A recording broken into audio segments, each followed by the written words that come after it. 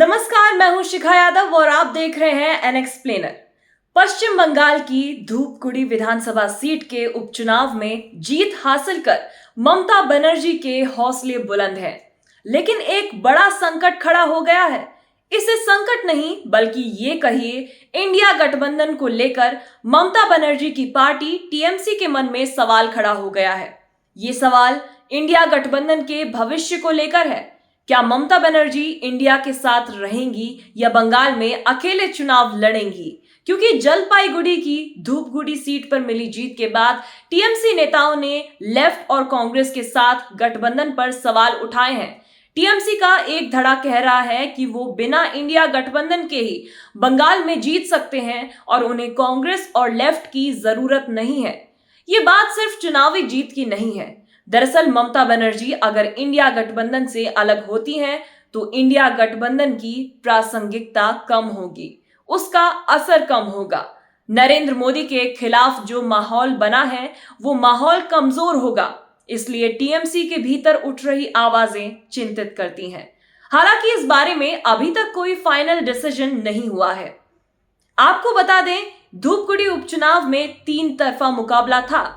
TMC के निर्मल चंद्र रॉय का मुकाबला बीजेपी से था, तो मैदान में कांग्रेस और लेफ्ट के साझा कैंडिडेट भी थे, लेकिन टीएमसी के निर्मल रॉय 4000 से ज्यादा वोटों से चुनाव जीतने में सफल रहे। बीजेपी के तपस्वी रॉय को हार मिली तो कांग्रेस और लेफ्ट के उम्मीदवार के ईश्वर चंद्र रॉय को 13,758 वोट मिले। द टेलीग्राफ से बातचीत में जलपाईगुड़ी के एक टीएमसी नेता ने कहा कि अगर हम लेफ्ट और कांग्रेस के साथ मिलकर लड़ते हैं तो लेफ्ट का पूरा वोट हमें नहीं मिलता। लेफ्ट को जो वोट मिला उसमें से कुछ वोट जो कि एंटी टीएमसी वोट है वो बीजेपी को चला जाता। अगर मैदान में सिर्फ बीजेपी और टीएमसी का उम्मीदवार होगा तो एंटी टीएमसी वोट बीजेपी को जाएगा। इससे बीजेपी को फायदा होता है। टीएमसी के नेता ने कहा कि अगर मैदान में लेफ्ट का कैंडिडेट नहीं होता तो धूपगुड़ी का नतीजा कुछ और होता।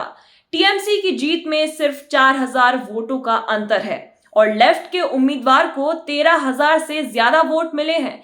अगर मैदान में लेफ्ट का उम्मीदवार नहीं होता तो इसमें से एंटी टीएमसी वोट बीजेपी को जाता और कौन जानता कि परिणाम क्या होता। ध्यान देने वाली बात यह है कि जब से इंडिया गठबंधन बना है हमेशा इस बात पर जोर दिया जाता है कि बीजेपी के खिलाफ एक उम्मीदवार उतारा जाए और सभी पार्टियां उस उम्मीदवार का समर्थन करें।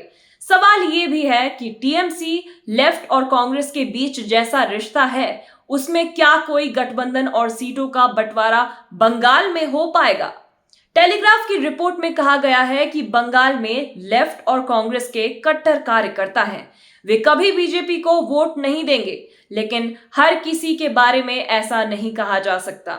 हालांकि टीएमसी के सूत्रों का कहना है कि पार्टी इंडिया गठबंधन के साथ है और सीटों के बंटवारे के मुद्दे पर कोई जल्दबाजी नहीं दिखानी चाहिए। बता दें कि ममता बनर्जी पिछले 12 साल से बंगाल की सत्ता में काबिज हैं और उनके खिलाफ एंटी इनकम्बेंसी भी है। टीएमसी के एक नेता ने कहा कि हमारे लिए तो हमेशा ये बेहतर होगा कि विपक्षी वोट बट जाए जैसा कि धूपगुड़ी में हुआ। और ये बात बीजेपी भी समझती है कि टीएमसी के खिलाफ वोट बटने से उसे नुकसान होता है। इसलिए बीजेपी नेता शुभेंदु अधिकारी लगातार लेफ्ट और कांग्रेस के समर्थकों से बीजेपी को वोट देने की अपील करते हैं। बंगाल की स्थितियां इंडिया गठबंधन के लिए आसान नहीं है। टीएमसी नेता धूपगुड़ी के चुनाव परिणाम के बाद रिपोर्ट तैयार कर रहे हैं और जल्द ही ये रिपोर्ट ममता बनर्जी को सौंपी जाएगी। देखना यह है कि ममता बनर्जी आगे क्या फैसला लेती हैं। 2024 की सियासी जंग से जुड़ी खबरों के लिए हमारे चैनल को सब्सक्राइब करें, वीडियो को शेयर करें और अपनी प्रतिक्रियाओं से हमें अवगत कराएं। आप सबका शुक्रिया। नमस्कार।